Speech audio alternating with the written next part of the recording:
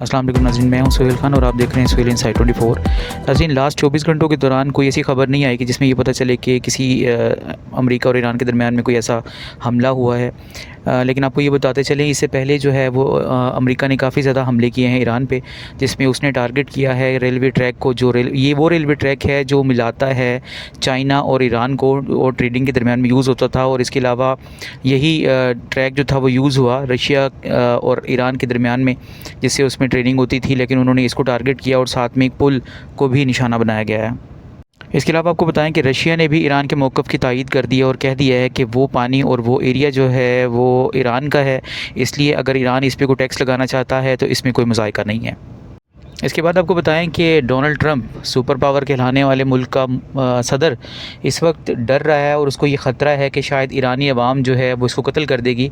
और अब वो शायद उसको एक ईरान फ़ोबिया हो गया और वो ये सोच रहा है कि जी मुझे मार दिया जाएगा। और उसने बाकायदा ये स्टेटमेंट भी दी है और 2-3 जगह पे वो प्रेस कॉन्फ्रेंस में भी ये बता चुका है कि उसको डर है कि ईरान उसको कत्ल कर देगा। अब आपको ये बताएं कि ये इन्फॉर्मेशन इसके पास कैसी आई, इसको क्या डर लग गया या इसको क्या ऐसा खौफ फैल गया है। सबसे पहले तो आपको ये बताएं कि उसने स्टेटमेंट दी थी जब जैसे ही उसने आयतुल्लाह अली ख़ामनाई शहीद साहब का जब जनाज़ा देखा था, तो उसमें वो आवाम का समुंदर देख के घबरा गया था। उसने तभी स्टेटमेंट दे दी थी कि जी मुझे नहीं पता था कि अभी भी आवाम इनसे इतनी मोहब्बत रखती है, अक़ीदत रखती है। उसके बाद दूसरी बात ये कि जब ये अभी कुछ दिन पहले तुर्किया गया हुआ था, तुर्किया के उस इजलास में, नेटो के इजलास में, इनको कंसर्न ये था कि वहाँ पर तुर्किया के इजलास के दौरान इनको इसराइली एजेंसी ने बताया कि जी आपकी जान को ख़तरा है और ईरान जो है वो आपको कत्ल करना चाहता है, इसलिए आपको जो कतर का तैयारा मिला हुआ है आपने उसमें ट्रैवल नहीं करना और अमेरिकन एयरफोर्स के तैयारे में ही ट्रैवल करना है। तो इसने उसी वक्त जो है वो अपना इरादा तर्क कर दिया कि जी मैं कतर के तैयारे पे नहीं जाऊंगा, मैं अपनी जो एयर डिफेंस और एयरफोर्स का तैयारा है उस पर जाऊंगा। मतलब आप ये देखें कि एक इतनी सुपर पावर का सदर जो है वो इतना बुज़दिल है और इतना डरपोक है कि उसको उसी वक्त अंदाज़ा होगा कि जी मैं अब मरने लगा हूँ और मुझे कोई भी मार सकता है या कोई भी मुझे कत्ल कर देगा। अब ये कहानी जो है घड़ी भी है, हो सकता है कि ये कहानी घड़ी भी हो इसराइल की, क्योंकि इसराइल कभी भी ये नहीं चाहता कि इसराइल, उसका इरादा भी यही है कि ईरान और अमेरिका के दरमियान में कोई मफाहमत हो।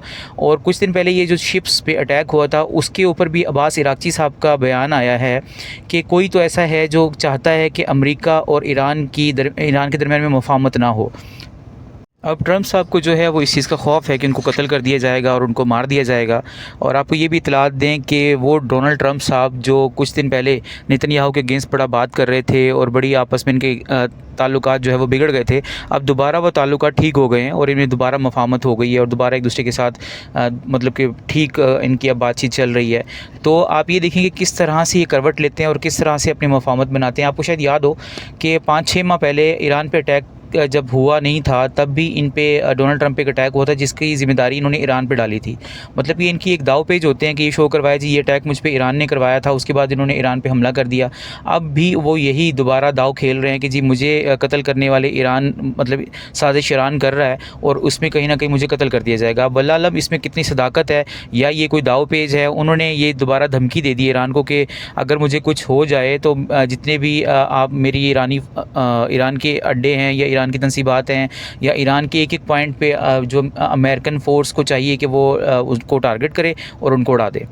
तो अब इस वक्त जो है वो सुपर पावर का सदर जो है उसकी कांपे टांग रही हैं। फर्दर हम देखते हैं कि आगे क्या होता है। तो आज अब तक के व्लॉग के लिए इतना। अगर आपको व्लॉग पसंद आए तो प्लीज़ लाइक और सब्सक्राइब कर दीजिएगा। नेक्स्ट व्लॉग में मिलते हैं। अपना ख्याल रखिएगा। अल्लाह हाफ़िज़।